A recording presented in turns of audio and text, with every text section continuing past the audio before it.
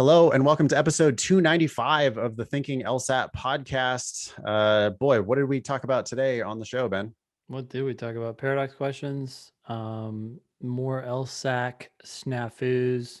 They just don't seem to know what they're talking about. Their own ProctorU policies. problems, LSAC appeal problems. We had an excuse of the week and we had a whole bunch of stuff from the mailbag. Yeah. Scheduling issues, GPA stuff. Good news from someone who went to a top law school and is now working at a top law firm. But has $300,000 of debt. Yeah. So good and bad news there. Yep. Anyway, this show is going to air Monday, April 26th. Upcoming events include registration deadline for the June LSAT is on top of us. Friday, April 30th is the last day that you can register for the June LSAT. So get on it. If you're, within 10 points of your goal, I think you should probably sign up. If you have any intention of going to law school in 2022, I really think people should be trying to take that June test. I don't normally push people toward their first LSAT, but I think this is kind of the exception. Like if you really do want to start law school in 2022, then I really want you to apply in fall of 2021. And if you haven't had any LSATs on record yet, you should get on the grind and try to take that June test, because then you've got August as a backup and you can still apply early. Otherwise, if August is your first test, it's like you got one shot at it in order to still apply at the beginning of the cycle. So that June test gives you a little bit more breathing room. Yeah. The June test is going to happen the week of Saturday, June 12th. Anybody who is taking the June LSAT is welcome to sign up for my study group. It's free. All you need is a Demon free account, which you can get in 5 seconds at lsatdemon.com. Register for, it's a recurring class every Thursday on Zoom. Right now it's at 4 p.m. Pacific, 7 p.m. Eastern. Register for that at lsatdemon.com. Study with me and a whole bunch of other folks who are grinding it out toward the June LSAT. All right, let's dive into the show. Ben, this email came in just as a question. Or a listener email, and I ended up nominating it for excuse of the week. Why don't you go ahead and read it? Sure. Nathan and Ben, I am so happy that I found the Demon. I applied for a fee waiver and was denied, appealed, and got it overturned. Nice. Signed up for Demon Basic and working my way through everything. I did take the April test, and after listening and watching both of you, I have withdrawn my applications for this cycle and will be reapplying the next cycle. Wow, that's great. She bit the bullet and took the hard step that everybody seems to resist. Yeah. I have learned a lot about when to apply and when not to apply. My first LSAT was in January, and I got an extremely low score of 134. Waiting for my April score to drop on the 28th. I'm going to sign up for the August test and then the October. I will be getting off the Colorado River the day before the June test. I will be taking things with me to study, but will be with limited internet access. I am hoping that I can save enough money to upgrade to live for the month of July for some additional help. Thank you again, Jennifer. Do you see why I nominated this for excuse of the week? Yeah. What do you have to say about it? Her excuse for not taking the June test is that she will be getting off the Colorado River the day before. What's wrong with having a good night's sleep and taking the test the next day? Yeah. I mean, we specifically tell people a couple things. One, don't study the day before the test. So last day of your trip, fine. We also only really ask people for one high quality hour a day of studying. So if you're taking stuff with you on the river, I don't see why you can't be studying for an hour a day in camp or whatever. Assuming you're making the LSAT a priority in your life, which is required. I mean, that's the price of admission. We specifically tell people to take every consecutive test once they're ready, right? And, she thinks she was ready enough to take the April test. She's waiting for her April score. So our default assumption is you should also take June and also take then August. We also tell people apply at the very beginning of the cycle if you can. And her plan here, she waited a cycle, which is great. She's listening to part of our advice. But her plan here now involves taking the August and then the October test, which October test that's not ideal if you're trying to go to law school the following year. Not to say that it's impossible, but it's not our advice.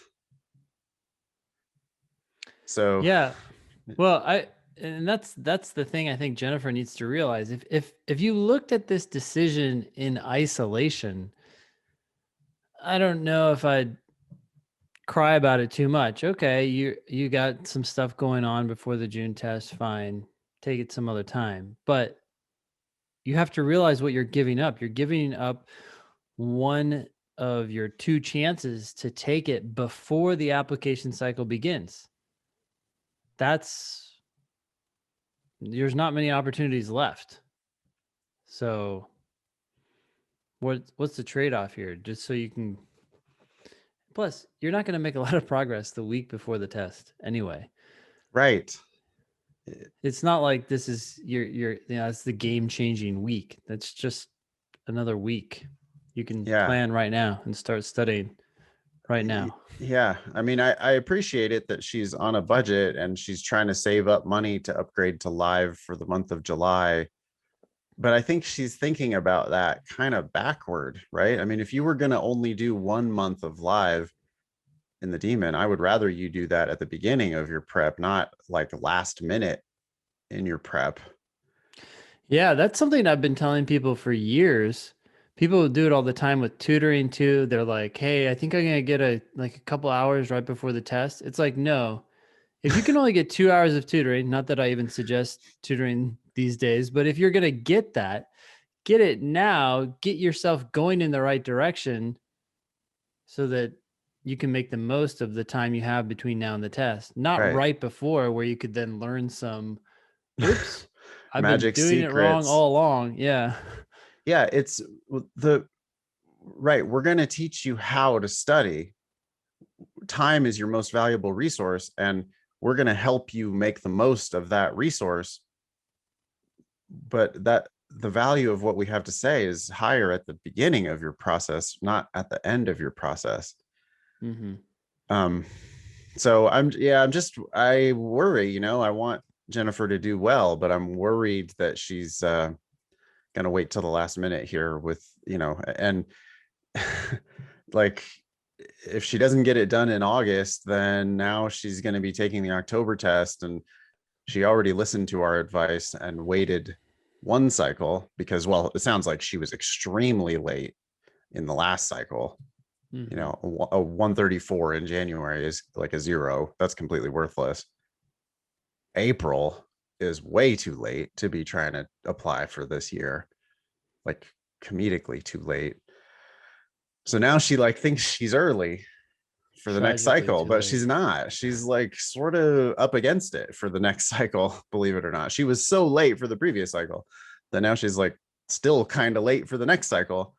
And I just think it's an error strategically to skip that June test. Good news is, if she's listening to the podcast within a few days of launch, she still has time to sign up for that June test.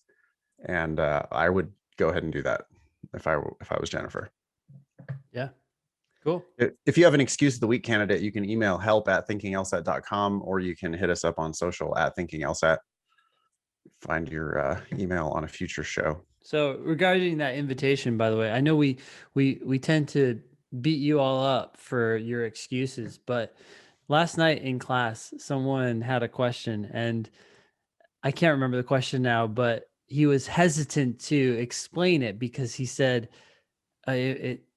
it sounds like it's an excuse. And I said, yeah, I know we jump all over these excuses, but I'd much rather you say it here in class and let's unpack your hidden concern and then, blow it out of the water if we need to, than for you to like harbor it and not get rid of it. Right. Like, and let's unpack it. Is it a legit concern or is it not? And figure out what to do about it. So if you're struggling with anything, email help@thinkinglsat.com, bite the bullet, and let's decide what to do about what your concern is. Sounds great. Ready to dive into this logical reasoning question? Yeah. This is from test 73, section 2, question 2. Janetta says, increasingly, I've noticed that when a salesperson thanks a customer for making a purchase, the customer also says, thank you, instead of saying, you're welcome. I've even started doing that myself. But when a friend thanks a friend for a favor, the response is always, you're welcome. Okay. I'm guessing this is going to turn into a paradox question. Yeah. Janetta didn't actually say, I'm confused. But, if you just think about what Janetta is saying here, like, why is Janetta has to have some sort of a purpose, right? Like, what, Janetta? She's just talking. Well, no, it seems apparent that Janetta thinks that this is strange, right? Mm-hmm. Because she has noticed this. Increasingly, she has noticed it. And she's even started doing it herself, which does imply that she used to be like going into the Safeway and buying stuff.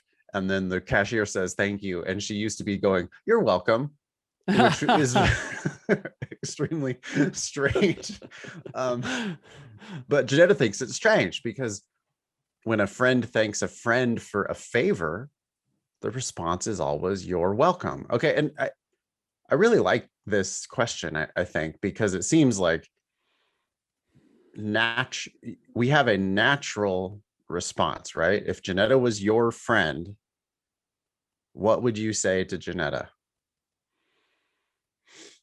I would say when a friend does a favor for you, there's nothing for the friend to say thank you. Like, well, thank you for letting me give you a favor. Whereas at the store, it seems like you're both helping each other out. Well, yeah. If your buddy picks you up from the airport, they don't get anything out of that. I mean, they the warm, fuzzy feeling of doing your helping buddy a favor or whatever. But like if your friend picks you up and you're like, thank you, they're not going to say thank you for the privilege of letting me go to LAX in traffic and pick you up. Thank you. Yeah. Super sarcastically. No, man. Thank you a lot for the last 5 hours that I've spent in the car. Yeah. No, they're going to say, nah, you're welcome, man. No problem. Whatever. They're not going to say, but at the store. So, and now we're imagining having a conversation with our friend Janetta, right? We're explaining it to Janetta, like, well, Janetta, there's a difference. You see, when you buy something at the store, you're giving them money. They're thanking you for your business. They're giving you groceries. You're thanking them for the groceries. You're thanking each other because it's a transaction, and a favor is not a transaction like that. These are two different things. And like any normal, rational, just smart, reasonably smart person would have that discussion with Janetta. She's confused, and you're going to just sort of naturally sort her out. Okay. There's no LSAT shit going on here, right? Nope. Okay. Just logic. It's just common sense. It's just basic common sense. I mean, it's not even, people sometimes get afraid of logic. right? Yeah. Like, well, ooh, I don't know. I didn't take that formal logic class in college, so I'm bad at logic. No, you're not. This is common sense. It's just common sense. Actually, maybe they should be afraid of logic, right? Most people are illogical. But anyways. Yeah, but and here, I mean, but that's what you're like, that's a big part of the job of a lawyer, is to just sort of make it make sense. Like, you're going to be the one person who's going to actually understand shit. And Mhm. Janetta, your friend Janetta, she's probably super sweet and funny and charming. She's not that bright, you know, and you're going to just be like, hey, Janetta, well, and you have to explain it to her. But Janetta, there's a difference between doing a favor and buying something at the store. Anyway, which one of the following, if true, most helps to explain the discrepancy that Janetta observes in people's responses? So it does indeed turn out to be a paradox question. On a paradox question, I think of it in two steps. What's the mystery? Then how do we understand this mystery, or we're looking for an explanation for this mystery, Yeah, and but we've you've already already done it, answered those. Yeah, you've already answered those two questions. which you should. If you're properly tuned into LSAT logical reasoning, Yeah. you did it, Ben, automatically, right? It's like Mhm. you looked at Janetta's statement and you were like, oh, Janetta's confused. This is probably a paradox question. One, what's she confused about? Well, she's confused about this difference, apparent discrepancy between how we verbally respond at the Safeway versus how we verbally respond to our friend picking us up at the airport. That's the mystery. Can we explain the mystery? Well, yeah, it's not even a mystery at all, because those two things are just inherently different. One is money for goods, the other is just a pure favor for a friend. Those are two different things. So, of course, we respond differently. Yeah. All right. Now, one of these five answers is going to describe that, and it should be piece of cake here. Okay. I'll read the answer and let you respond to it. A, customers Sure. regard themselves as doing salespeople a favor by buying from them as opposed to someone else. Okay. This would explain why customers say thank you, but it would not explain why the salespeople say thank you. Try that again. It would explain why customers say thank you. Yeah. Customers regard themselves as doing salespeople a favor. Therefore, they say thank you. Oh, I'm sorry. Why they say you're welcome. Yeah. So, Bottom line is it sorry, it explains a customer behavior, in this case, you're welcome, which is even further off than what I was initially even thinking about well, when start it comes over. to. It doesn't. It customers are saying thank you. I understand. So customers are saying thank you as opposed to you're welcome. This explains why customers would say you're welcome, which they're not doing. Right. So on that sense, it's wrong. I was just focused on the fact that it's explaining the customers and not the salespeople. But But it's not. It's not complaining. It's actually making the paradox harder to understand. sure, Right. sure.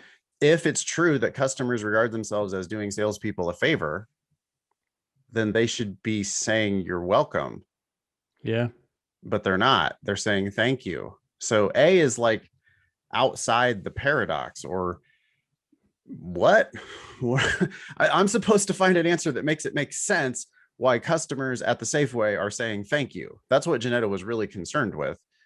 If A is true, then it makes it even harder to understand why customers are saying thank you. Okay. Yeah.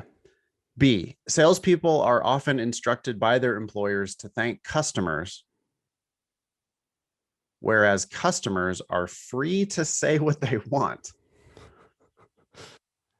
Okay. They could say whatever they want. Why do they say thank you? Yeah, that's not any kind of an explanation. It's Nope. just like, I get it. Sure, they're the Safeway checker is instructed to say thank you, so they, begrudgingly say thank you. But customers can say whatever the hell they want, and Janetta really, that's the thing she's the most concerned with, right? I don't think it doesn't make sense to her why the checker says thank you. Yeah. The thing she's really trying to understand, why does the salesperson say why does the customer say thank you? Yeah. Okay. Yeah. And B doesn't, just saying they're free to say what they want isn't an explanation. Yeah. C, salespeople do not regard customers who buy from them as doing them a favor. Okay. So if they don't regard customers as doing them a favor, why are they saying thank you? Regardless, it doesn't explain why customers say thank you, which is, as you're saying, her main concern. Yeah. Again, I see C as like only making it hard. Like, well, then if C's true, salespeople don't regard customers who buy from them as doing them a favor, then maybe they wouldn't say thank you. Not only Yeah. that, but why are customers saying thank you? Good. D, the way that people respond to being thanked is generally determined by habit rather than by conscious decision. Okay. But why do they have this habit? It doesn't Right. explain why they're I saying thank you. I wouldn't be surprised to learn that that was the most commonly chosen wrong answer. Yeah, because it hides the assumption that their habit is to say thank you. And so people make that assumption and then see like, oh, it's explaining On the that new right, behavior. on the surface it seems like an explanation. It's like, oh well, the reason why is because it's out of habit, you see, Yeah. rather than a conscious decision. It's just a habitual thing. But when you ask the follow-up question, okay, but how did that become a habit? Yeah. Like, why is that the habit rather than you're welcome being the habit? What? So I think we do see students like fall into that trap where it's like a surface level, but there's nothing underneath it. If you ask one more question, there's nothing underneath it. We want an answer that really makes it make sense. Yeah. E, in a commercial transaction, as opposed to a favor, the customer feels that the benefits are mutual. Okay. So if the customer feels like the benefits are mutual, in other words, the customer is benefiting as well, then that would explain why the customer feels compelled to say thank you. But Ben, the words commercial transaction never appear in Janetta's argument. I didn't pick it because it didn't say commercial transaction. Oh, that's a good point. Let's go through them again. um, yeah, I mean, we're talking about a salesperson and a customer. That's a commercial transaction. Yeah. I, Words have meaning beyond the word itself, right? Like, yeah, what is a commercial transaction? Or even if the word commercial scares you off, yeah, what is a transaction? Well, I think everybody would understand that a transaction is some sort of an exchange, money for yeah, goods, or one baseball player for another baseball player. It's a trade, right? It's a transaction.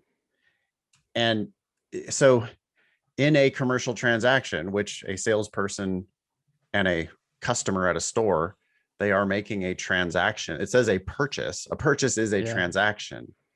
yeah, Okay, so it's on target. Like, we are talking about a commercial transaction. And then it says, as opposed to a favor, that's the perfect beginning for an answer, right? Because it's like, well, on the one hand, in a transaction, and on the other hand, in a favor. And these are different, you see, because yeah. in the commercial transaction, the customer feels that the benefits are mutual, as opposed to a favor where they don't. And so Yep. E is basically saying it's exactly what we predicted, which was, well, it's a favor. There's a difference. You're not buying goods. Okay. Yeah. And that's the answer. Cool. Anything else to say about this question or paradox questions generally? No, make sure you know exactly what the problem is. That's how I fucked up answer choice A. I was like, had a different question in my head. So Interesting. Yeah. I was like trying to explain why both of them did it. So as soon as I saw that A didn't address both of them, I was like, okay, we're done. And Oh, then it was like, wait, the question is actually, why does the customer say thank you, not why do they both say thank you? yeah. I mean, not that A even explains why the customer says thank you. It explains why the customer would say you're welcome. But Right. that like if my initial question had been correct, either one of those things would make an answer bad. And I'm just like moving so fast that it's like, oh, I'm done. But I had the wrong question in my head. Yeah, we're really not supposed to be explaining the salesperson's behavior. I think Janetta takes that as obvious. Of course, the salesperson is going to say, the salesperson is taking money into their hand. Yep. Thank you. that's not what Janetta's curious about. Janetta's curious about why she's saying thank you when she takes her groceries. Yep. But she would say you're welcome if somebody picks her up at the airport. That's the thing that she's really trying to figure out. And yeah, A makes it actually worse in that regard. So the answer turns out to be E. I like paradox questions. I find paradox questions to be fun and therefore easy, or maybe easy, therefore fun. But you can see them coming a mile away. You have an apparent discrepancy. Sometimes there's a speaker, like here, Janetta was, confused. Sometimes there is no speaker. It could just, or like no named person. It could just be like, well, on the one hand, this, and on the other hand, that. And they don't really seem to add up. Yeah. You should then, if you've been practicing for any length of time, you should already be thinking, oh, this is probably going to just be a paradox question. And then it's pretty simple. What's the mystery? What's the explanation? And lots of times, like here, you could just predict an answer that's pretty damn close. Yeah. So that's that. Time to dive into the mailbag. Ben, why don't you take this first one? Sure. Hello. Thank you for providing a great service to students via the Thinking LSAT podcast and the Demon.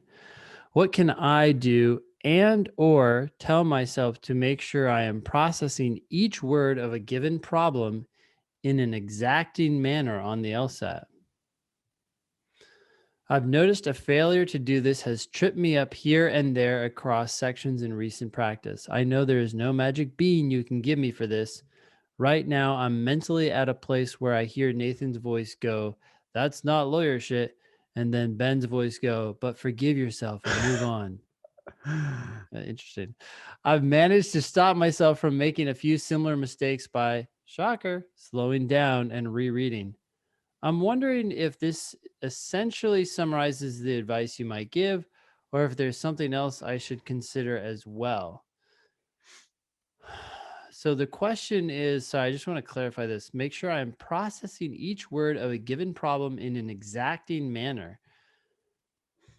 I think some of this does come with experience. Like you read a sentence, you think you understand it precisely, and then you get burned, and then you go back and you see what word or phrase you treated loosely, right? That you should have more carefully noticed or paid attention to. That said, one test for me, or a litmus test for me, is whether I clearly see what the sentence is saying. And sometimes when that clarity is not there, that is what invites me to go back into the sentence and dig around a little bit more. Are we talking about most people? Or are we only talking about some of them? Was this even mentioned, for example? Yeah, I mean, I would say it's always a test of reading comprehension. Mm-hmm. Like there's a section called reading comp, but LR and games are also tests of your reading comprehension because lawyers largely read. I mean, that's what they do every single day is read and write. And if you miss questions on the LSAT, Ben, what do you think? What percentage of all mistakes on LSAT questions come from misreading? That's a good question. I'll And take this the is over on whatever you say. okay. Um, this is just my gut sense, not based on any study, obviously, but I would say that most people, when they're starting out, it's probably 60-40. In other words, 60% of your mistakes are coming from misreading, 40% are misunderstanding of logic. But then I would say that percentage increases over time. In other words, as people understand the rules and like, okay, I get it. Some means at least one. Those logical errors go away, and it's fundamentally a misunderstanding of what was said. Yeah. We'd have to do some, I mean, some science, I suppose, to try to figure this out. I was going to say it's more like 90%. I mean, you literally can't miss on reading comp, especially, right? Mm-hmm. If you read the passage and you read the question and you read the right answer and you read the wrong answer, you can't miss the question. Like, it's if you read it properly, there's only one possible right answer. Mm-hmm. Now, sure, there's hard ones, but I think 90% of those questions are easy. And if you missed any of those, it's probably because you just didn't read something right. I mean, you either read the passage poorly, the question poorly, the wrong, and then you have to make two reading errors to miss the question. You had to misread the right answer that you didn't pick, and you have to also misread the wrong answer that you did pick. Yeah. And it's not lawyer shit. That is not what lawyers do. Lawyers read every word on the page. Lawyers are super annoying to do business with because they're going to catch every single thing you have wrong in your document. And you do. Like the MBAs have their contract all ready to go, oh, here's our deal. We got it. It's all perfect. Let's go. And the lawyer's like, hold on a second. What? Mm-hmm. This doesn't mean what does this mean? What is this? This is an incomplete sentence. What is that? What is this other, like, and they've got 10 errors on the first page of the document. Yeah. They haven't even read the second page yet because they're so careful about reading the first page. And it's like, well, yeah, you're just not, if you're missing my hypothesis, I think this is gonna, you said 60%, so it is more than half the time. We agree. If you missed a question, our fundamental hypothesis is going to be you probably didn't read it right.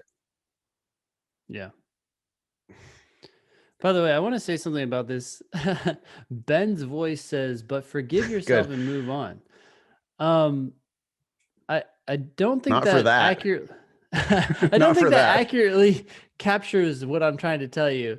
There's a difference between forgiving yourself and moving on. Like, okay, on to whatever's next, and forgiving like not beating yourself up, but instead focusing on learning from that mistake. That's what I feel like when people are angry or something like that, they're like not focusing on the solution. They're like upset with something that's already said and done. It's like, it's over. So now let's focus on what we can do to avoid that in the future. Forgive yourself and move on, to me, sounds like forget about it. No, don't forget about it. You got to learn from that mistake. Just don't be upset about it, I guess, or like caught up in the stupidity of all that. I never want people beating themselves up for bad scores, but I kind of do want you to beat yourself up for your casual reading errors.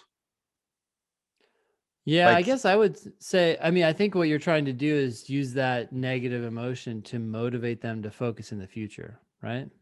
Well, stop doing that. Yeah. Like, I can't help you if you're going to misread shit. There's nothing I can do. I can keep yelling at you to stop misreading it. But like half of the mistakes you're making are because you didn't read that one right. I can't, I just, it happens all the time. It happens in every context. It happens on easy questions and hard questions. It happens with low level students and high level students. It happens in private tutoring. It happens in classes where it's just like the standard, it's almost like an excuse that people think it's okay. Like, oh, well, yeah, I mean, I missed that one because I didn't read it right. Moving Yeah. on. It's like, Yeah. well, Yeah. what do you think this is? What do you think we're supposed to be? What is the whole point of this exercise? Yeah. Yeah. Like, they're testing your English and your carefulness. So if you're not a good reader, this just might not be the right field for you. But I don't think that that's the case. In most cases, it's not that you're not a good reader, it's that you're not being careful enough about the reading that you're doing in this context. So I guess my response to A, more than anything else, is, how do I know I am processing each word of a given problem in an exacting manner? Well, did you get it right? If you got it right, then good. Then you apparently read it in an exacting manner. When you missed it, then it's like, I'm saying at least 3/4 of the time, the reason why you missed it is because you made at least one and probably two, maybe more than two, reading errors. Mm-hmm. And so it's like, now I don't know how to train you to, I'm not sure if I know how to train you to do it in the moment, which might be what A is asking. Like, yeah, I know, I get it. If I missed it, then I misread it. But how do I know that I am reading it in the in the moment? Well, that's where I was saying, do you clearly see what is being said? Because if I don't feel like I can clarify it in my own head, I can't visualize it clearly, then that's a signal to me that I'm either missing something from the sentence, or the sentence is inherently vague, which does happen sometimes, but that's a conscious decision I'm coming to as I complete the sentence. Like, I'm like, oh, well, that word is a little vague. And so this person could mean this or they could mean that, but I'm aware of that as opposed to being unaware of that, because there's a lot of times where you could be like, hey, what exactly is being said here? And then you go Yeah. back and it is said, and then you know it, and other Yeah. people don't. Maybe as an example, Ben, going Yeah. back to Janetta in the logical reasoning question we just had, right? Janetta Yeah. goes, increasingly, I've noticed that when a salesperson thanks a customer for making a purchase, the customer also says thank you instead of saying you're welcome. Okay, stop there. We don't, Ben, if you don't have that in front of you, what did Janetta just say? That's all right. I don't have it in front of me. She just said that the person who's the customer who's buying the good is saying thank you rather than you're welcome. Yeah, you've like, without having the page in front of you, without just like parroting, like rereading it to me, you've internalized it enough to understand, right? A parent, and also I think you would get, like Janetta had started with increasingly, right? So Yeah. she seems to be like, this is a trend that she has noticed. She seems confused. And I don't know. So maybe that's one test here for A, is like, well, can you cover it up, or can you turn if you turned away and thought about explaining it to a friend, would you be able to explain what was just said? If not, you have no business going on to the next thing that Janetta says. Yeah, and it's often not instantaneous. Like, I Right. think that sometimes messes people up because they like feel that they need to be able to regurgitate what was said instantaneously. And I do find that there's a little bit of processing going on. It's like it takes a half second for me to turn those words into a visualization and then turn around and start describing what I'm seeing in my head. I mean, this happens all the time. Someone tells you a story, you go and you tell it to someone else. And how many times have we all said, well, I don't know exactly what the person said, but the idea was they weren't happy with this. Yeah. Like, that's because your brain got the fundamental message. You got the image in your head, even though you don't remember the exact words that were used to express that anger or disappointment or whatever. That's what's happening to me as I'm taking the test. I'm reading the words and then translating them into an idea.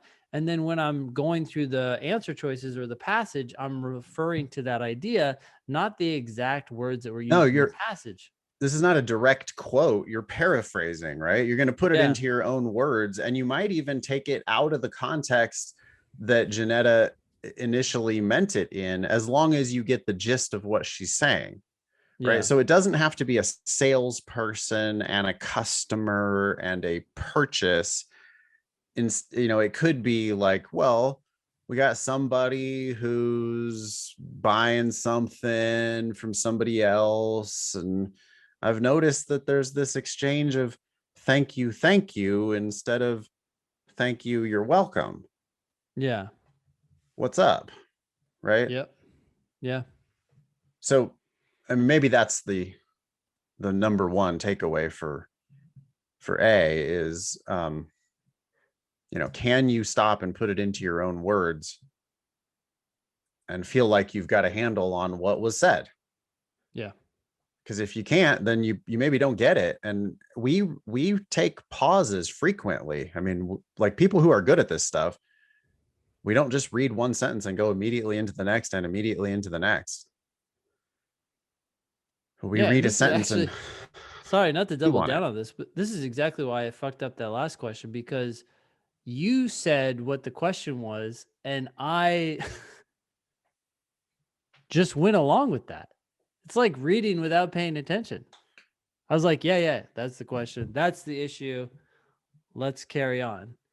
Failing to realize that I had not clarified it in my own head. Right. Okay. Thank you, A, for writing in. Hopefully that was helpful. This one is kind of funny. You ready, Ben, for a funny story about ProctorU? Yeah. I was amused by this. I don't think that Stephanie was very amused, but this is a pretty long email from Stephanie. Hey, Thinking LSAT, I hope everything is going well. I've got a story about my experience with ProctorU. Last night, I took the LSAT here in Japan.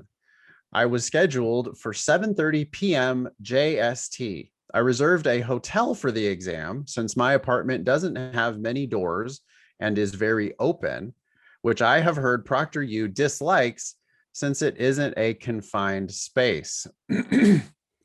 We have multiple reports of this, by the way, Ben, of ProctorU proctors requiring people to or asking people to move around furniture and stuff. Like, oh no, it has to be either facing the door or facing away from the door. I can't remember, but I've also heard that if you just say, this shit's too heavy, I can't move it, then they eventually just let you do whatever you want. So it's just stupid. Too many rules. Yeah. With this online proctoring. But anyway, so Stephanie went ahead and reserved a hotel, which I think in a lot of cases you can get the LSAC to pay for. I don't know if Stephanie did that or not. Anyway, I took off work around 12:30 p.m. Wow, 7 hours before the test, and went straight to the hotel. I went there early because I wanted to give myself time to relax and feel comfortable before the exam. The hotel room is much smaller compared to the ones in the US. There was one bed with a small desk next to it. The desk was a floor desk with a floor cushion instead of a chair, which is very common. Much of Japanese sitting culture is still floor-based. So it was finally time to hit start on ProctorU's website. I was connected to a proctor pretty quickly via the text chat function. They asked me to do a 360 view of the room and asked me where I would be sitting. I told them I could sit on the floor cushion or the bed. The proctor responded that I must have a chair to proceed. I asked if I could sit on a trash can that was in the room. I really didn't want to lose out on the money that I spent on the hotel and the hours I took off work. Okay, so this is coming out of Stephanie's own pocket. She did not get the LSAC to pay for the hotel room. Yeah. The proctor again said that I needed a chair and sent me a copy and paste, quote, "You will need to reschedule. Have a great day" message. Have a great day. Who wrote that? Oh, God. This is Yeah. our canned response. You will need to reschedule. Have a great day. Ugh. Completely tone deaf. Yeah. I started to freak out and immediately asked to speak with a manager. I usually hate to do that kind of thing, but I felt the need to stand my ground. It was already an hour past my test time, and the initial proctor didn't respond until I messaged them 4 times asking if they were still connected with me. They finally responded that they were trying to get in touch with the management. I'm curious, Ben, what is 7:30 JST in like EST? Do you know the translation? No, but let's take a look. All right, I'll keep reading. You can maybe look that up. About 45 minutes later. Yeah, I got it. Oh, you got it? What is it? That's 6:30 a.m. Eastern time.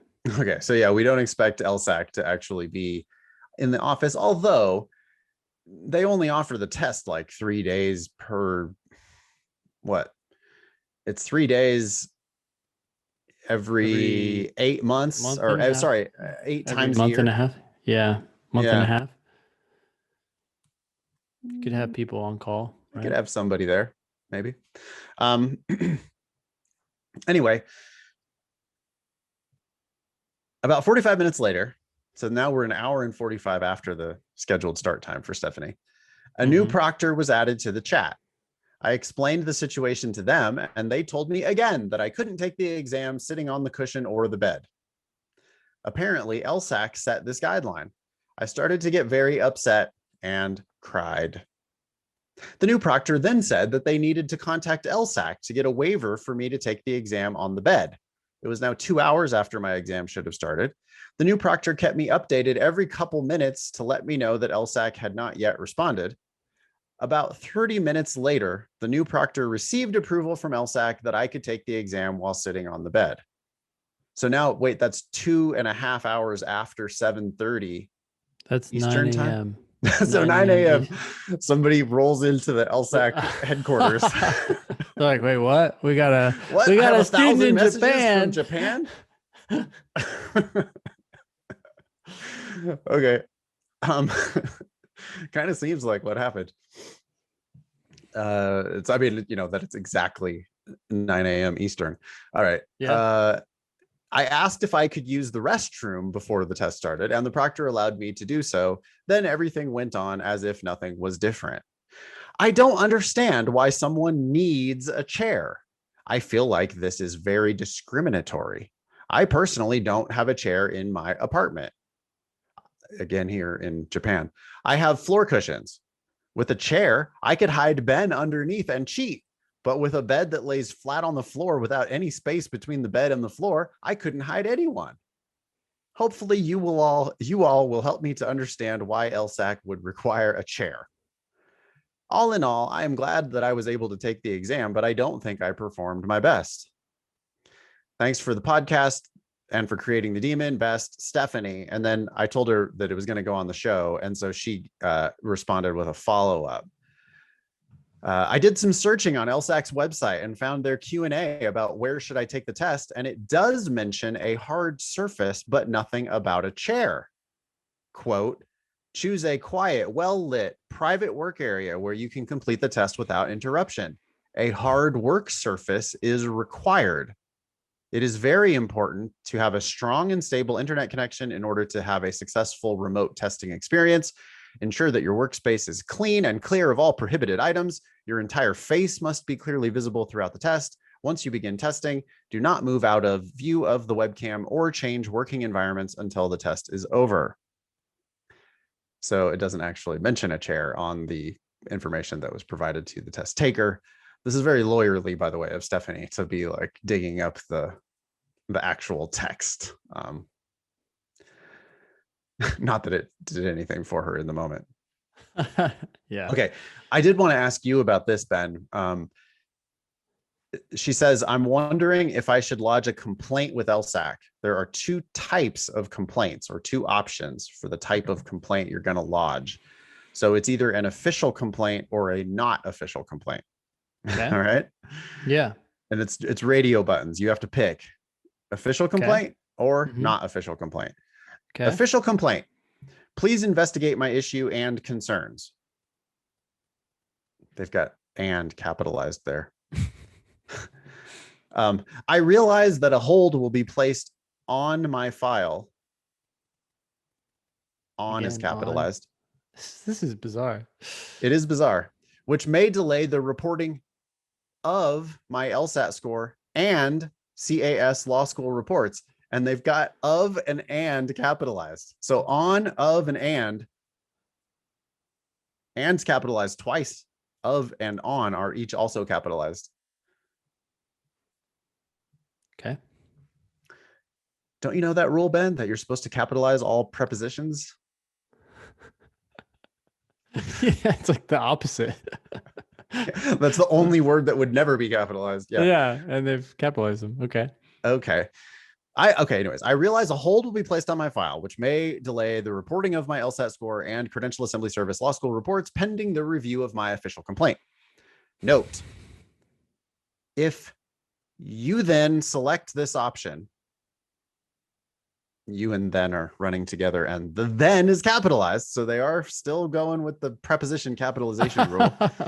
You will be able to choose whether to keep your score or cancel your score at the conclusion of LSAC's review of your complaint. If LSAC's investigation confirms your complaint and you decide to cancel your score, you will receive a coupon to use for a future LSAT. So that's option one.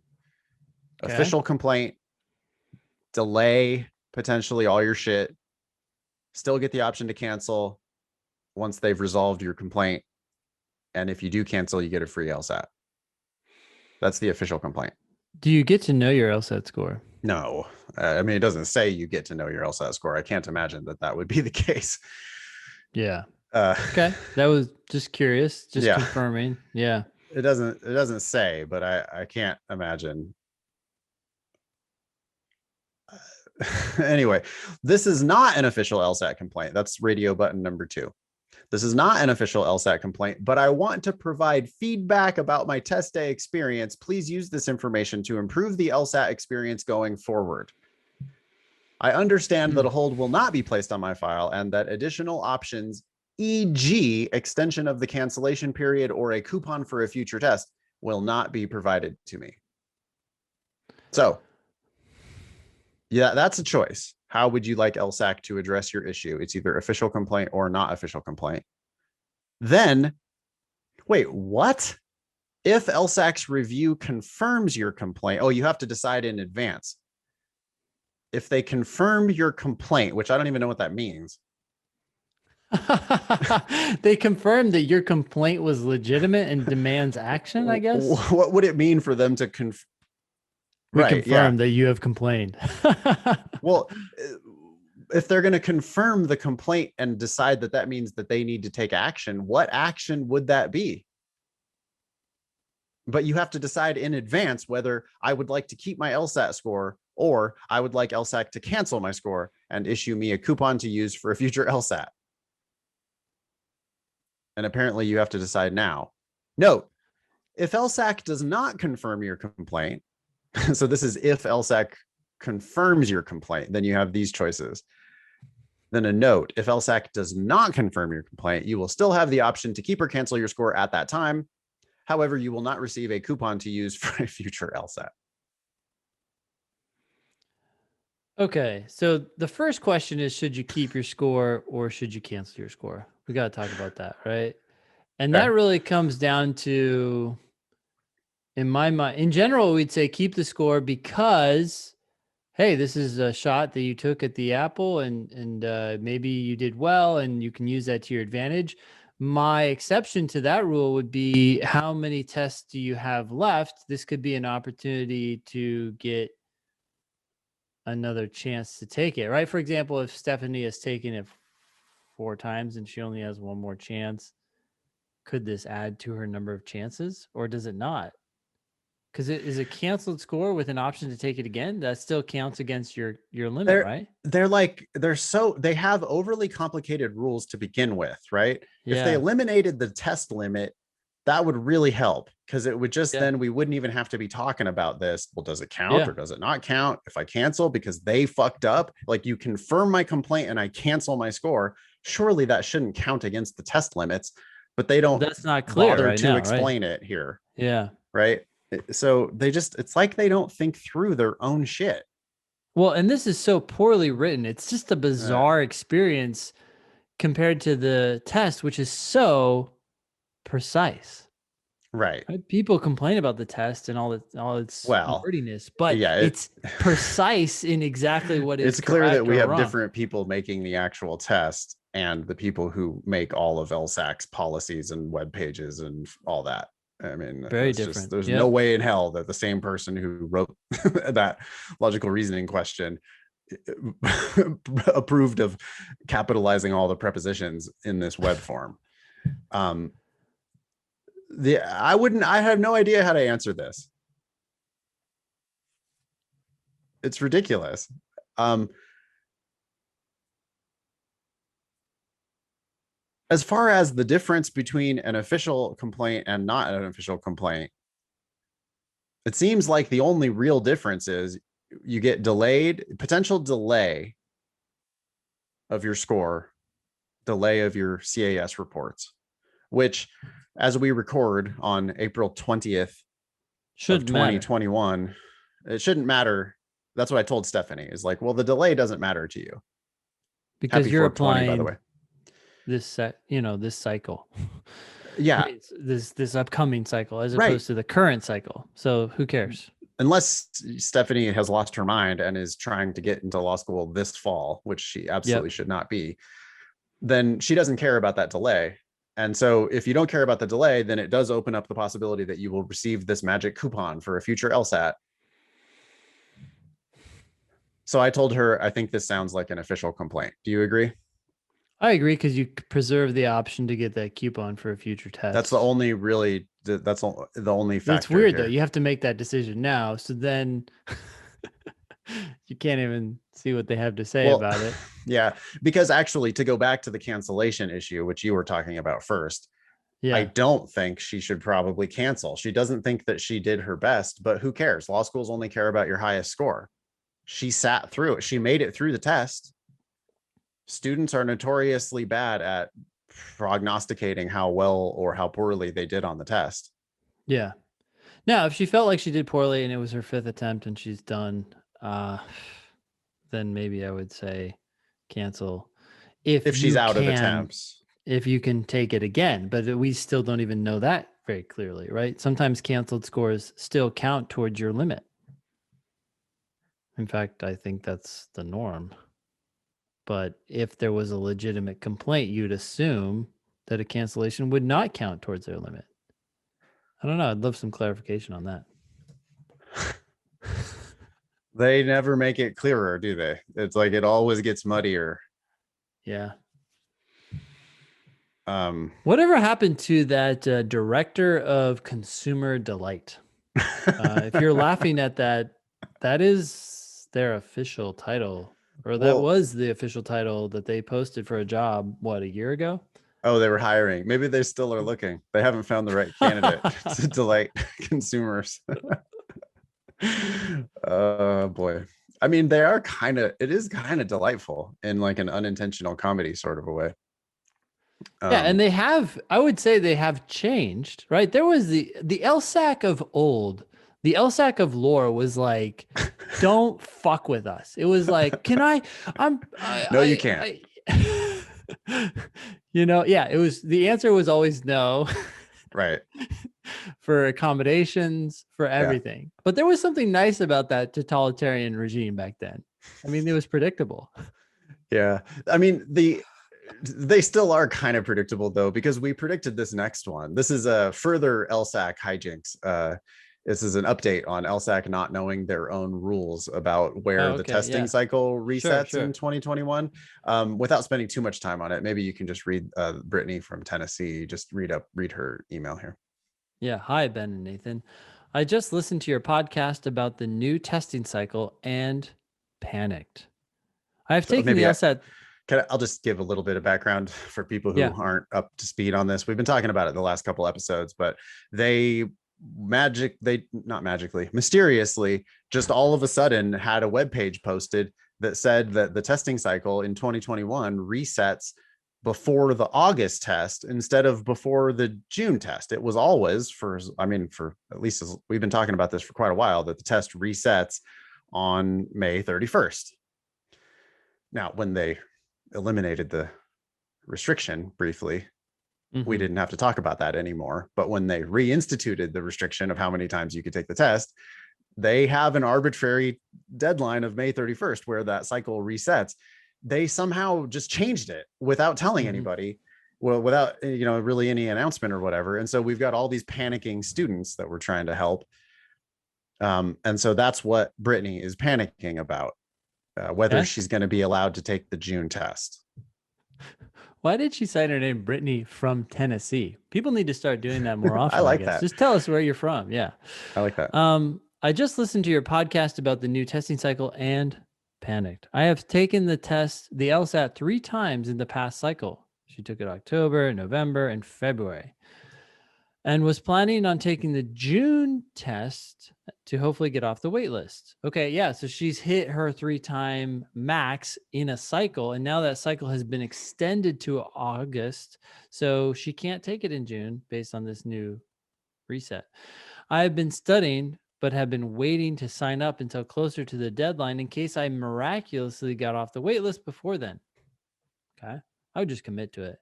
I would commit to getting off the. Our response to you're on the wait list is good. Yeah. Withdraw. Yeah. Whatever.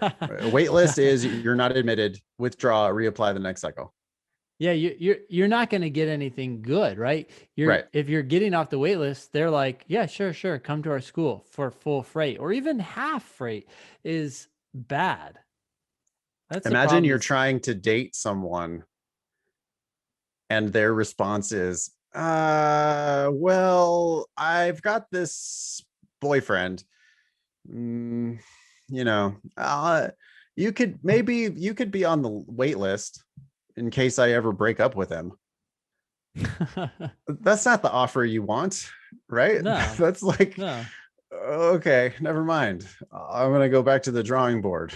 Like, you might reapply next cycle if you discover that she did break up with him, but if not, there's other options out there in the world, and you could also work on yourself in the meantime and try again in a few months. But you don't need to just be sitting there on the wait list waiting to get in. I think it's really rare that people actually. I don't think you want if it's Harvard, maybe. But if it's whatever, regional school in Tennessee, or if it's University of Tennessee, even, which is a good law school, but not a wonderful, fantastic law school. If you get in off the wait list, they're going to be like, yeah, pay us $40,000 a year. I don't think that's what you want. Anyway, she does want to take the June test regardless. Which would be great for applying this coming cycle. Right. It's perfect for applying this coming cycle. So she continues, I have been studying, but have been waiting to sign up. Okay, I just read that. After listening, I went straight to the LSAC website and it would not let me sign up. Wow, they are committing. Because before we had some people who could sign up, right? Yeah, wait for it. I am in tears. Oh, we've had 2 people cry this episode. It says test taking limitation reached, and then has a link for the test taker policy. I'm planning on calling LSAC this morning to express my anger and see what they say. Any other suggestions? Do you think LSAC will change their policy? Kindest regards, Brittany from Tennessee. Thank you for the kind regards. I asked what happened. That's me. Yeah, of course. We want to know what happened. Hi, Nathan. The representative had no idea how the rule had even changed. I had explained to her.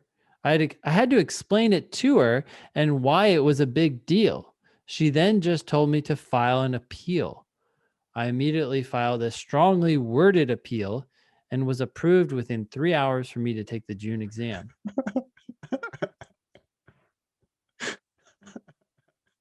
Okay. Um.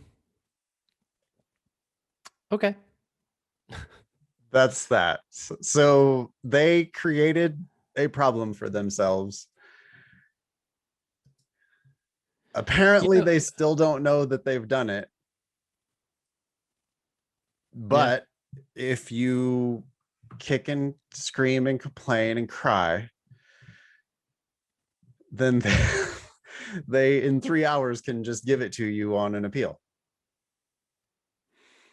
There you go. Brittany, I hope you're getting that June test for this upcoming cycle. Which means, by the way, you may have just fought for something that you shouldn't have. Like, if you're not ready to take the test, but you're only taking it because it's your last shot, then maybe you shouldn't even be taking it. But she should get ready for the June test. If you're not right now ready for the June test, you better get ready for the June test because you want to take it in June and August and then reapply. That would be ideal. Yeah. But if you're not ready for June, then you should cancel and take it when you're ready. She's already taken it 3 fucking times. I hope she's like, I hope so too. But I could see someone doing that and not having their best score on record or even close. yeah, well, especially the type of people who think it's good to sneak in off the wait list at the last minute. Yeah. Not to shit on Brittany from Tennessee, because I know she's like well-meaning and all that, but it's like you need to get ready. You need to work hard. You need to make sure you knock June out of the park. You should also sign up for August as a backup, and you should apply in the very beginning of September for the next cycle. If you do that, much better things are going to happen to you than if you squeak in off the wait list. It's lazy. It's just lazy to squeak in off the wait list at the last minute. Like, law does not reward laziness. And I just don't think it's going to work out the way you think it's going to work out if that's how you begin your legal career. All right, we got a whole bunch more emails. Hey, Ben and Nathan, hope all is well. I'm a first-year undergraduate student hoping to go to law school. I've been listening to your podcast for a few months, and I absolutely love it. Thank you. I was hoping if you could talk about what younger listeners, like freshmen and sophomores in college, can do to prepare for the LSAT. I want to start studying ASAP, but I was wondering if you might think, if you think it might be too early, since I won't be taking the LSAT for at least another 2 years. I'm worried that studying for this long period of time might exhaust me, or I might simply forget the material. I would appreciate some advice on how to train myself for the LSAT in the next few years before I actually start studying for the exam. P.S. I read on LSAC's website that they count A+ as 4.33 in UGPA. I was wondering if that is true or not, because I've been busting my ass to get those A+. Book recommendations are also highly appreciated. Best wishes, S. What do you want to say to S, a first-year undergraduate student who wants to start the LSAT grind? We've gotten this email or a similar kind of email recently. It just kind of surprises me. I guess these people really plan ahead. I would first make sure you really want to go to law school. And then once, are you going to know that in the next 2 years? I mean, can you know that now? We always go down that rabbit hole. We don't advocate anybody to go to law school, but it's a fact that a lot of people do go to law school, and I think we have to acknowledge that it is the right decision for some people. That's not really our job to decide. I think our advice is probably best if we just assume that this is the right path for us, having noted that we don't know whether it is or not. I think we've just done the discussion too many times. Yes, you're very young. It's too early for you to decide you want to be a lawyer. I hope you pick some other career path. That said. Okay. Well, we've also done this discussion a million times. I mean, why are you planning to do the test so far out? If you're going to take the test, take it when you're ready. It's good for 5 years. Right. So exactly. And I think that's the thing that S hasn't quite gotten yet from listening to the podcast is if the test is good for 5 years, then you don't really need to wait for at least another 2 years before you take the test. And it might be that your freshman year or your sophomore year is the best time for you to study. I mean, sometimes those are the hardest years of college, but sometimes those are the easiest years of college. I think frequently they are the least busy years of college. And so if you've got time, or like your summers, right? Summer between freshman and sophomore year, for example, might be the best time. You're going to take some shitty job or something. I had a really stupid like warehouse job my summer between my freshman and sophomore year. Wasn't good for anything, make $9 an hour. There's no point in doing that if you have better shit to do, and studying for the LSAT is certainly better shit to do. So yeah, I wouldn't be against starting the prep process now, getting to the point where they're happy with their scores, practice scores, and then just get the official test out of the way. You could focus on your grades for your junior and senior year instead of trying to balance your grades and your LSAT prep for your junior and senior year. Great. We don't recommend that you do anything other than LSAT prep if you're trying to prep for the LSAT. We do recommend reading generally. Book recommendations are highly appreciated. And I've been reading a lot. I got a library card and I've been checking out like just anything that seems even remotely interesting. I have friends who are reading this Patrick Rothfuss series. It is kind of like a beefier version of Harry Potter. I loved the first book, which was called The Name of the Wind. And I am now I'm now 450 pages into 1100 pages of the second book, which is called The Wise Man's Fear. I really love it. I haven't even been watching TV because I'm so much into my book. And that's more than anything, that's what you need to be looking for.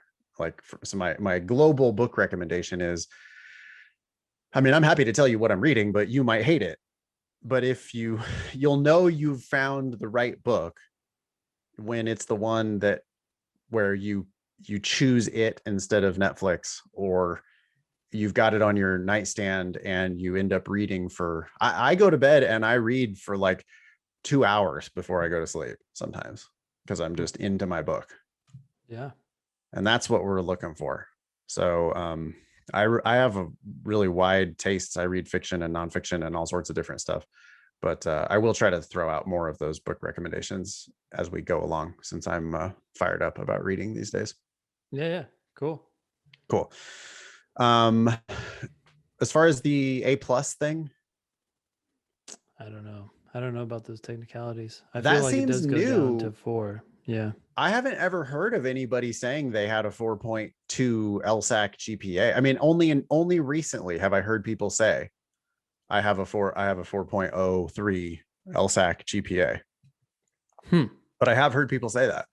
So apparently A pluses do count. I mean, and it says on LSAC's website now, not that necessarily means that it is real, but it says on their website that an A+ counts as a 4.33. If I were you, I might screenshot that and date it and put it in a folder, because you might find yourself 4 years from now appealing if they change their policy or whatever.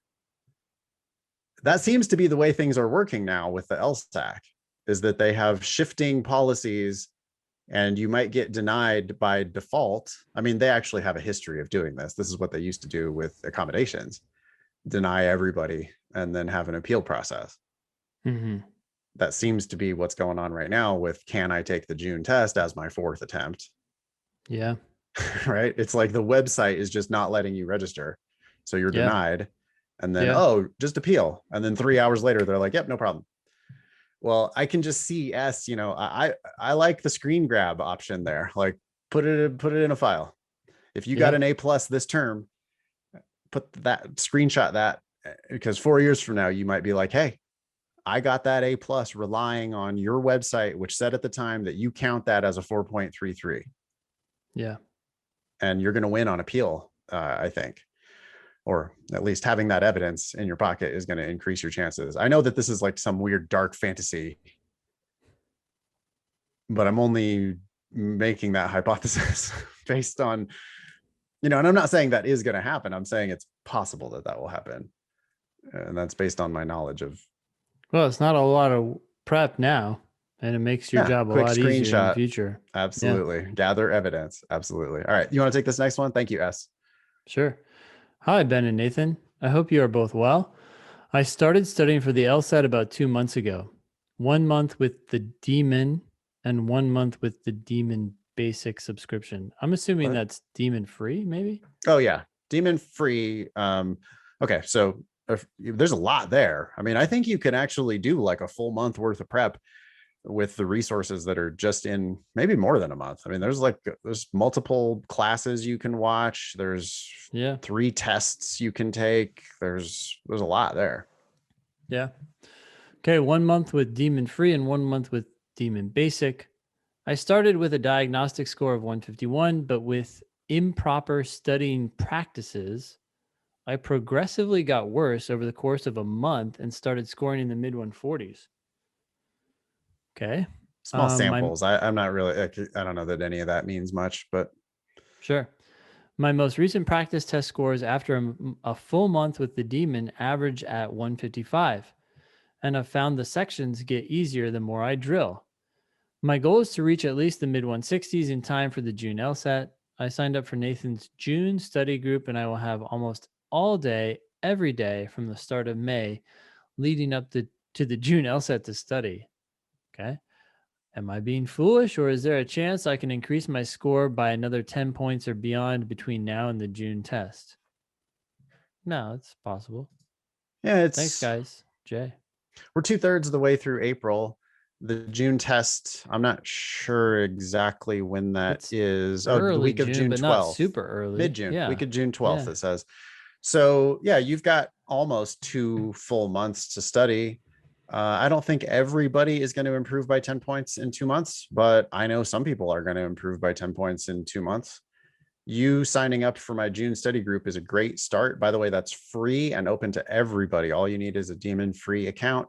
Go to lsatdemon.com and you can study with me it's really fun. It's a class that I do on Zoom every Thursday between now and the June test. And I hope you'll come take advantage of that. Would you tell Jay to sign up for live?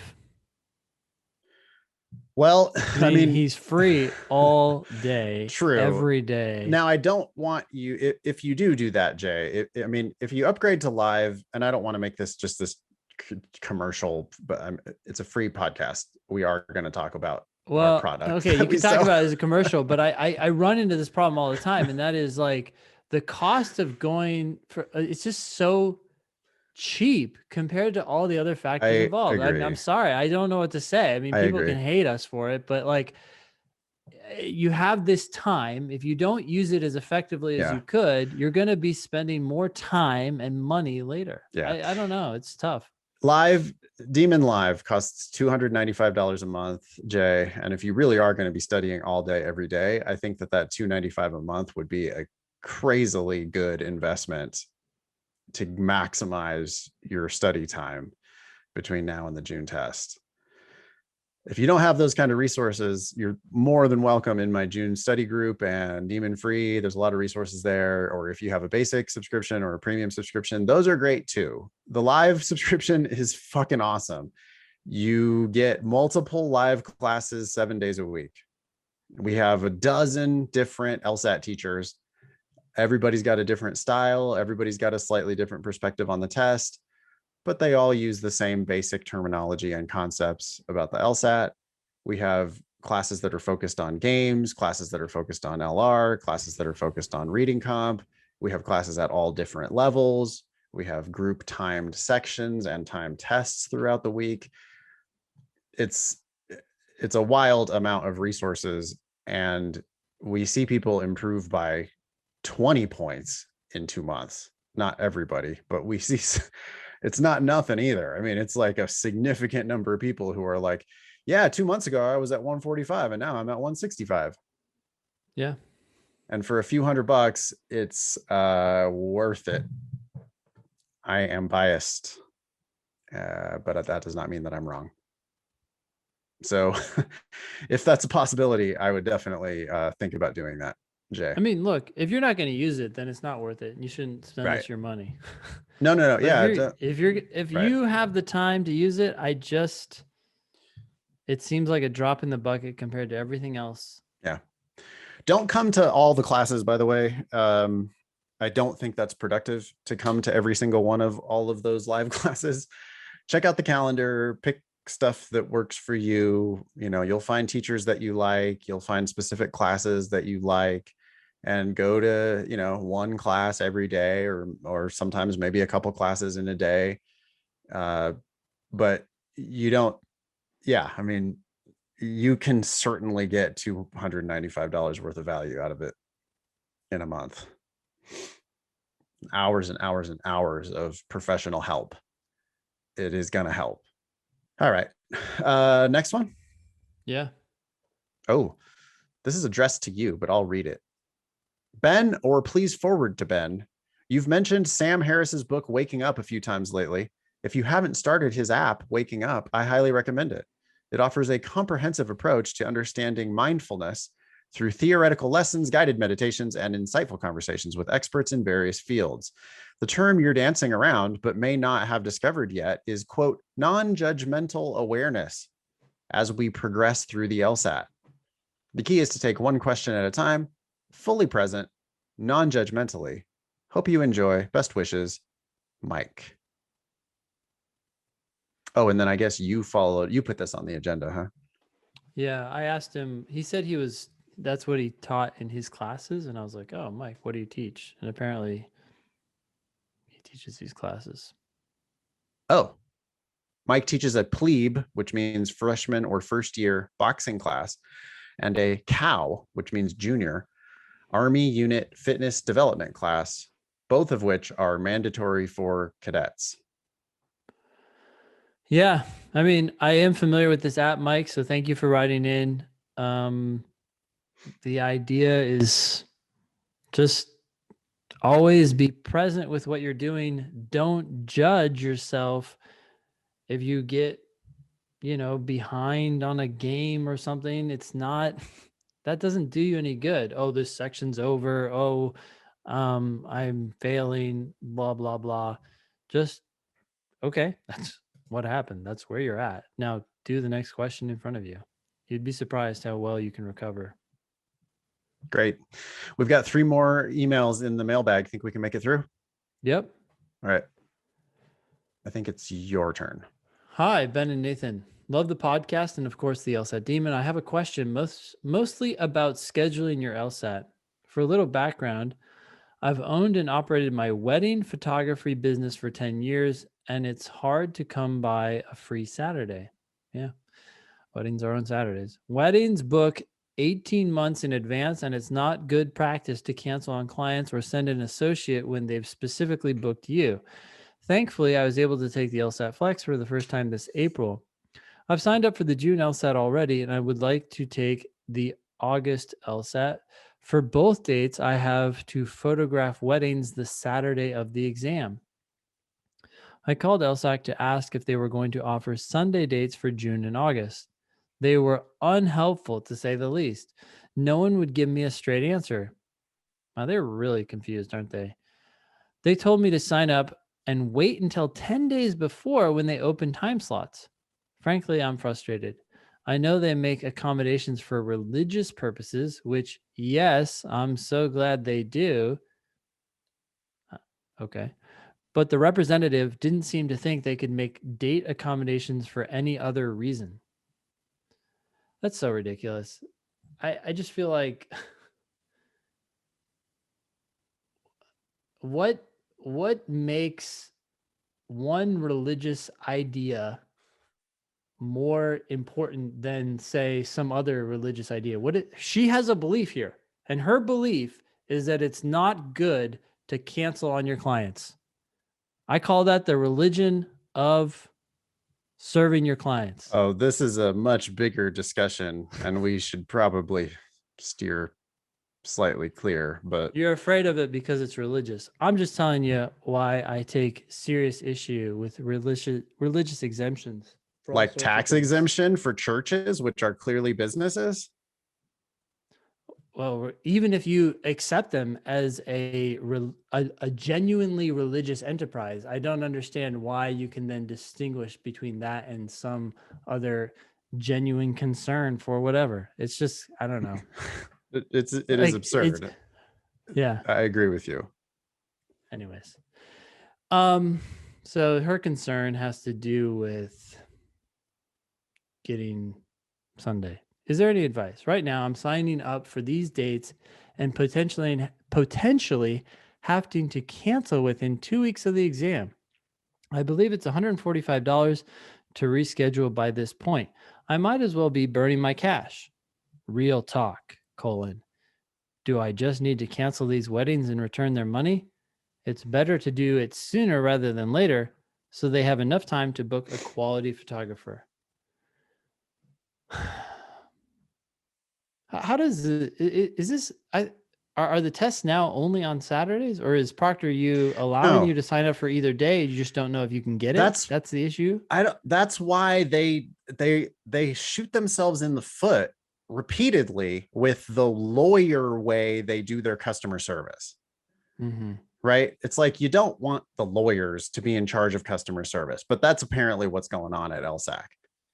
Is like, well, we don't. That's just they have this policy. We don't Mm-hmm. announce the dates. We don't know. It's the week of Saturday, whatever. Yeah. Okay, but are you going to offer it on any days other than Saturday? Well, we announced the dates 10 days before. Okay. It's like, okay, but look, the reality is you have offered so far, as far as I understand it, they have offered multiple different days every time. They haven't Yeah. all been on Saturday. Yeah. There is such a thing as Saturday Sabbath observers, by the way, and they're always going to offer an exception for those people. Aaron, I think you should just go ahead and declare yourself a Saturday Sabbath observer if that's what it comes down to. But they're going to have other days. I'm pretty sure they're going to have other days. I mean, you can't hold me to that like legally or whatever, but I know that in this last cycle, people took it on Saturday, Sunday, and Tuesday. They could just fucking say, we're going to offer it on 2 or 3 days that week. Well, I'm sorry to go back to this religious exemption thing, but it just bugs me that someone can have a religious belief that they can't take it on Saturday and they're going to make an exception for that. But you can't have a belief that you're not going to screw your clients and that's not enough. I just absolutely hate the distinction between beliefs. They're both beliefs. Anyways, Yeah. sorry. I agree 1,000%. I'm mad about their customer service. I just don't know why they don't go ahead and say it's gonna be 2 or 3 days during that week. If they said that, Erin wouldn't have a problem anymore because she's a wedding photographer. She's worried specifically about Saturdays. Erin, I think you can comfortably assume that they are going to offer it on a couple other days that week. Yeah. No, you that's do very not need to likely. cancel these weddings right now. You can plan on doing those weddings. It's going to be fine. They're going to probably offer them on other days. Worst, I mean, I can't imagine they're going to do this, but if they did just only have it on Saturday, I think there is still I'm sure there's a religious exemption for that. And I would encourage Erin to avail herself of that religious exemption if that's what it came down to. Yeah. I converted. I believe. Whatever. If that's what you you have to get a note from your rabbi or whatever, fine. Go, I'll be your rabbi. It's fine. Like there's no reason that is, I mean, yeah, it should be illegal for them not to offer that to everyone else. It's like, fine, like we can have a debate about religion and fine, you can make these exemptions. I just don't understand why they're restrictive. It just gets into the like mess of deciding which beliefs are legit. And it's Yes. annoying. Oh, that's not a valid rabbi note. It's like, oh, okay. You tell me what is then. Okay, ready for a happy story? Yeah, with double spaces. I'm ready. Ooh, that is true. This person is in law school at a top 10 school and is using two spaces between sentences. That might be what they're training them to do at this top 10 law school, but it looks incorrect to me these days. Okay. Antiquated, but I don't know. Law is antiquated. Hey, Ben and Nathan, I'm emailing you to thank you, but I'm warning you, read this email on your show at your own risk. If you do, it might mislead your listeners. I first emailed you guys over 4 years ago. I had below a 3.0 GPA. I was working for a construction company, and I wasn't even sure I could get into law school. You told me to try, so I did. It was good advice. After listening to the podcast and studying for a few months, I got a 180. Scoreboard. This is a splitter, somebody with like a 2.9 and a 180. Then I listened to your advice again and applied to a bunch of law schools. You were right again. I got into a few schools and I even got a couple of scholarships. Then I made the worst decision imaginable. I ignored your advice and paid for law school. Instead of taking half a scholarship to the big state school in my home state or a full ride to the small, kind of bad law school in my hometown, I chose to go to one of the top 14 law schools that let me in. I looked at the employment numbers at the schools where I got scholarships and thought, if I end up at the bottom of the class, I'm getting a free law degree that is worth what I paid for it, which is zero. I figured I was better off paying to go to a school where 100% of the graduates become lawyers than going for free to a school where 35% of the graduates become lawyers. He later clarified and said, well, actually, maybe it was more like 50% at those schools. After all, I didn't do so hot in undergrad, and I figured I wouldn't do so hot in law school either. Fast forward 3 years, and my prediction couldn't have been more wrong. I'm at the top of my class. I'm on the law review board. I'm starting a Ninth Circuit clerkship this fall. And after that, I'm working at a big law firm making New York money in a smaller, cooler city. Cooler than New York?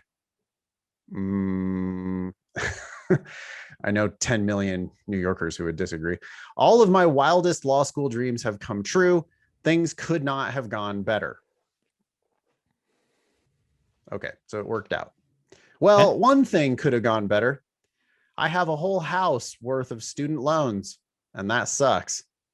Maybe I would have been better off being at the top of my class at a kind of bad law school with no debt. But I'm also going to get to do crazy cool jobs that don't hire students from law schools with bar passage rates of 50%. So the jury is still out on whether I'll regret my decision. Either way, I have you guys to thank. I wouldn't have gone to law school without you, and I definitely wouldn't have gone to a fancy law school that gets students fancy clerkships and fancy firm jobs. Your podcast changed my life. You can decide for yourselves whether you think you changed my life for better or for worse. Talk to me after 3 years of practice, and then we can decide whether you think your life is better or worse for going to law school and practicing law. Like I said, read this on your podcast at your own risk. Someone might hear this and think, yeah, I'll be just like that guy and be at the top of my class and get my dream job and pay off all those loans. Bad plan. I got incredibly lucky, and in hindsight, things could have turned out terribly. I'm grateful it worked out, but for 99.99% of people, the right answer is don't pay for law school. So it's funny. He's still giving the advice, even though he didn't follow that advice, and it worked out fine for him. Yeah. But he's probably looking at the $300,000 student loan bills that he has for the rest of his life.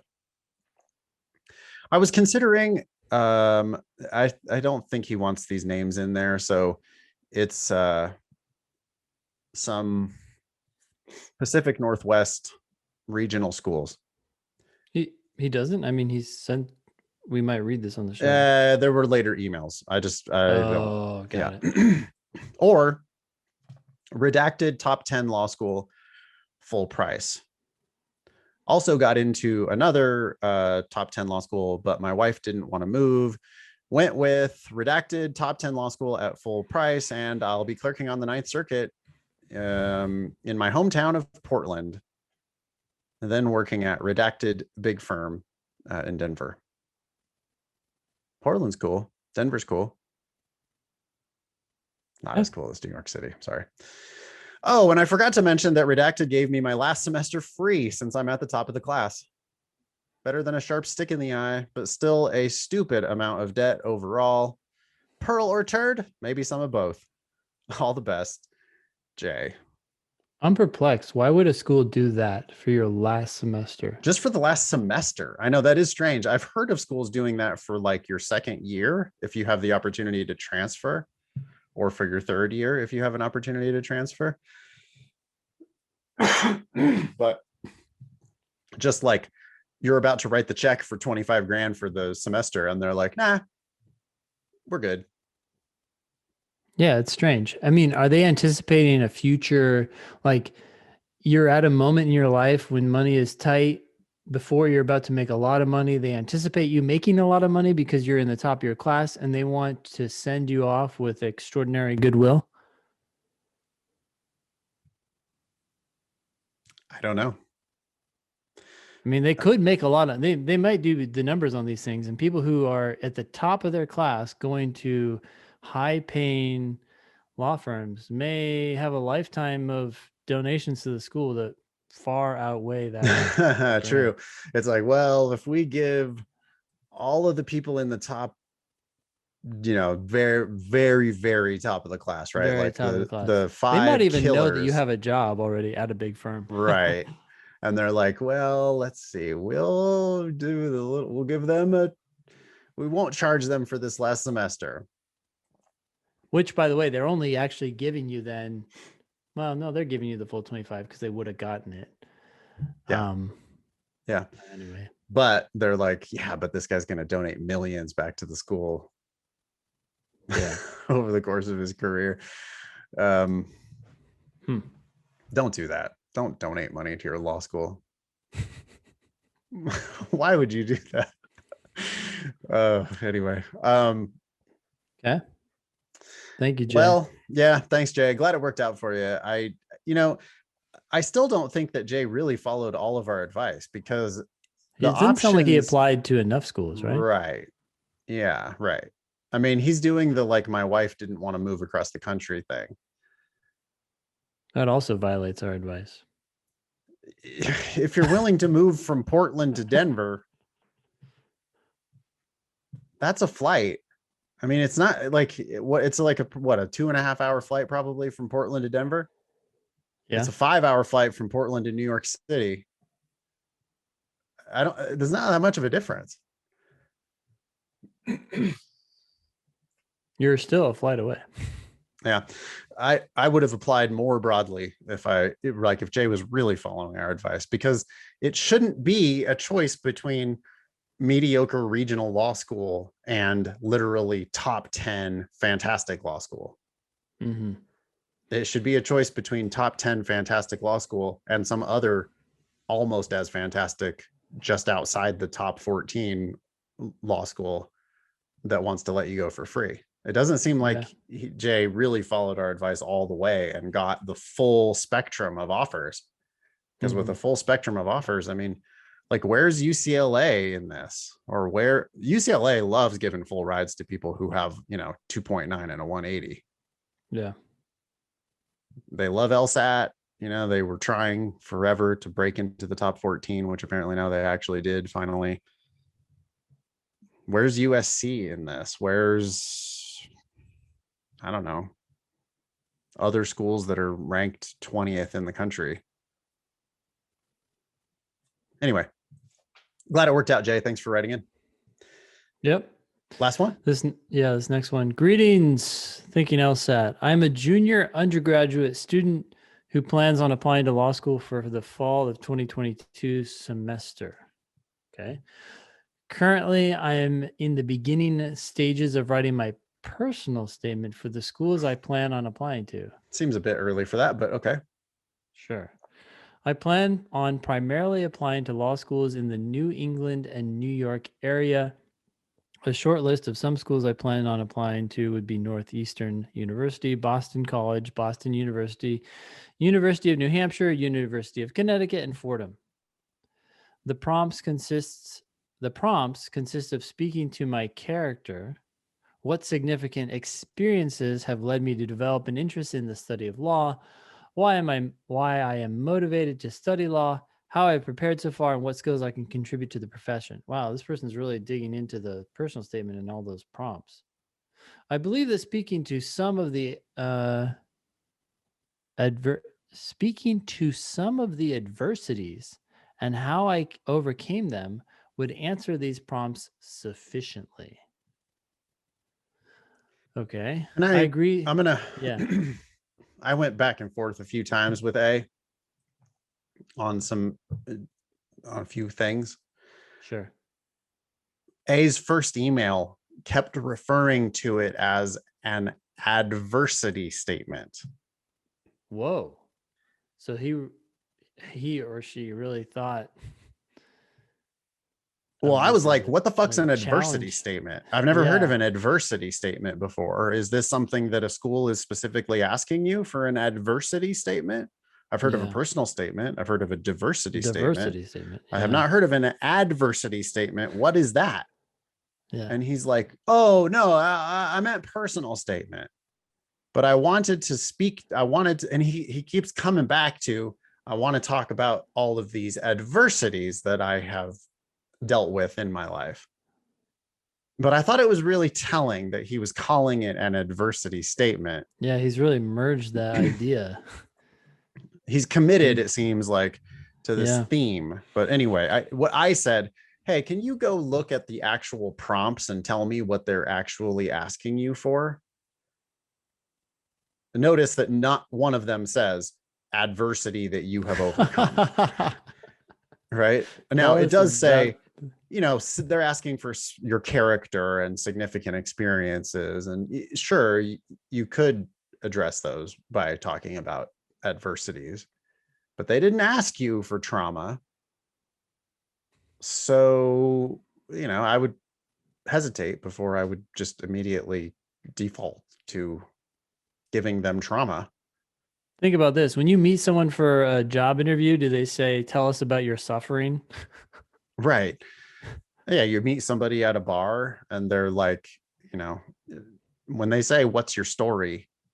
They don't mean what's the worst thing that ever happened to you. Yeah. But anyway. Okay. A continues. I agree that focusing on my adversity alone would make for a bad personal statement. This leads me to my question on how I can speak about the adversities I have faced without making them the highlight of the paper. I think you're destined to make them your highlight. You can't stop talking about them. Right. It's like, I know that I shouldn't only focus on the adversity, but how do I talk about the adversity without it's like, why do you keep returning to this? I'm not the one who's had the idea of writing about these adversities. You're asking me how you can write about the adversities when I don't generally think that's a good idea, but okay. Hey, let me give you an example. I agree that focusing on my favorite foods alone would make for a bad personal statement. This leads me to my question on how I can speak about my favorite foods without making them the highlight of the paper. Why? Why are you talking about your favorite foods? Yeah. No one asked for that. Okay, the primary focus will be on my accomplishments, but I feel that speaking about the significance of them, the primary focus will be on my accomplishments. Okay, but I feel that speaking about the significance of them comes with speaking to the adversities. Wow, I'd really like you to just write something and then we can start talking about what you mean by all this. I don't think anyone should be talking about the significance of their accomplishments. Well, you just say what they are. Listen, if you won the gold medal in the fucking 100-meter Paralympics, yeah, You can talk about the gold medal you won in the 100-meter Paralympics. And Clearly this is you overcame significant an adversity. because Yeah. You don't need to explain to me that you have one leg and that's how you that was the challenge, and you had to learn how to run super fast with only one leg, and that's how it's like the achievement speaks for itself. well, that's true for so many achievements. When you even talk at work about some mundane challenge you resolved, it becomes self-evident why it was significant because we see the problem that was resolved. Yeah, I think it's almost like all It's like, oh, and achievements this is speak for important because themselves. it, yeah, I it increased the increased. sales at my car dealership by 80% over the last But 3 wait, Nathan, years. why is that? What's the significance of that? Why? Who cares? Yeah, no one's ever going to ask you that. They're going to be like, oh, instead, they're going to immediately infer all of the amazing qualities you're bringing to the table, or all of I mean, they also know that that probably wasn't easy. Yeah. They're gonna fill in so many blanks for you. If you have achievements to talk about, I would talk about those achievements because they just make people make so many positive inferences.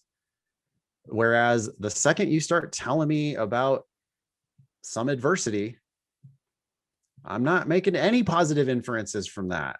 Instead, I'm making negative inferences like, oh, wow, this person went through a lot. Boy, they could still be carrying some of that with them. Sometimes certain people just seem to attract troubling shit. I don't know. It's just not the direction that you want to lead somebody in. Okay. A continues. My college journey, that's itself concerning. It's not a journey. You just went to school. Yeah. Has been unique with the adversities that have led me to this point in time. College is now a journey. Apparently, it's unique, a one of a kind. Listen, And it's literally been every filled single with. person who's applying to law school went to college. It's not a journey. I mean, it is a journey only in the most trivial sense, and it is unique only in the most trivial sense. So And stop it with doesn't that. have to be laden with adversities. And even if it is, you shouldn't be focusing Nobody on wants them. to hear about that shit. Nobody You should wants be to talking hear about how about your you won. baggage. Yeah. I would want to speak to once. I also don't love this use of the preposition to. He keeps talking about how he speaks to things. Right. Well, he's got this very stilted, overly formal style, and I would Yes. encourage him to just be more conversational. I want to speak to your law school debt. Um, I would want to speak to once Having been, been or being, yeah. yeah, once having been a student who dealt with homelessness due to drug abuse and mental health issues within my family, recently losing one of my parents before moving to college. I mean, that sucks, but I don't see how that's going to help win over the admissions committee. I would primarily want to talk about the accomplishments that came with the motivation to work for a better future and hopefully help others through my profession. That's going to come across as suspect.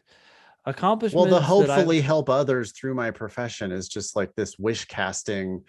It's not, it's not, it's not a fact. I mean, yeah. okay, it's a fact that you want that, but it is far from a fact that you're going to actually ever do that. And so I'm not that interested in that. I'm interested in what you've actually done. And, to this point in this whole email, I know that Jay went to college, or A went to college. And I know that A had some tough shit in his childhood. But having some tough shit in your childhood and going to college does not make you a kick-ass lawyer. So it's like, what else you got? Like, what are the Yep. facts that actually support your case? Accomplishments that I want to speak on would be my growth as a student, going from a high school GPA of 1.9 to a college GPA of 3.6, and being a first generation graduate of high school and soon to be college graduate. These span a lot of time, and I would prefer that you talk about accomplishments that have happened in the last 2 years. That said, it is a fact that I don't hate. I actually quite like the 1.9 high school GPA, but a 3.6 college GPA. I like that fact too, although is this a personal statement or just an addendum? I could see, no, I mean, well, you have to have a personal statement. So what are you going to write about? I'm getting the sense, well, no, not the sense. This is a junior undergraduate student who's trying to go to law school right after college. Yeah. So no jobs. No, like I actually would really like to hear about your job at the McDonald's where you're working your way through college. Yeah. It's something. It's a thing you're doing.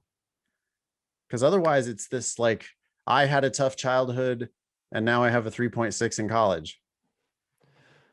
Well, it sounds like he can do better than McDonald's. It says also, I will speak about my engagement with my community. Okay, what engagement? We need specifics. And the internships that have offered relevant experiences. Any internships, you don't need to limit them to the ones that have offered relevant experiences. Any internship where you kicked ass and had to do something hard. Ultimately, I would speak about what I overcame and the accomplishments since, but how do I address the adversities without seeming as I am seeking pity? Just don't address them. Thank you for your time and don't pay for law school. Wow. I mean, A is talked about so many things at such a high level. If you were actually to have substance to talk about all of these, you would run out of space. Right? So I need specifics. I need examples from your internships, for example. That will take up your entire personal statement and you'll be done. Yeah, talk about the good shit you have done. Because right now, I don't have anything to latch onto. Like, if I'm trying to sell A as a kick ass law student and lawyer, what facts can I muster to try to make that case? The only fact right now is 1.9 to a 3.6, and I don't know how much there is to say about that that's not already said with your transcript and maybe an addendum to point out what you had in high school. Yeah, Even then, it seems a engagement with little my strange. community. Great. What does that mean? What did you do? What have you done to help your community? Internships that have offered relevant experiences. Fine. What did you do there? What have you done? What is the work that you have done? I need to see you working. I need to see you winning. I'm really worried here that A is so focused on, I have to talk about these unique life lessons of having homelessness and drug abuse and mental health issues in my family. I just don't, I'm not, those aren't selling points to me. I'm not like, can you imagine Ben being like, oh, well, this guy, we know he's going to be a kick-ass lawyer and donate money back to the school. And the reason why we know that is that his parents had drug abuse and mental health issues, and one of them died. Yeah. That's not an argument. That's just not, that doesn't rationally make any sense. There's no like, because this guy has drug addiction in his family, therefore he's a good lawyer. Yeah. There's 20 steps in between those two things. And I need to hear about the steps in between the things, especially the steps that are closer to being a lawyer. Yeah. Right. If you're the president of some community organization, or if you really made an impact at one of these internships, those things are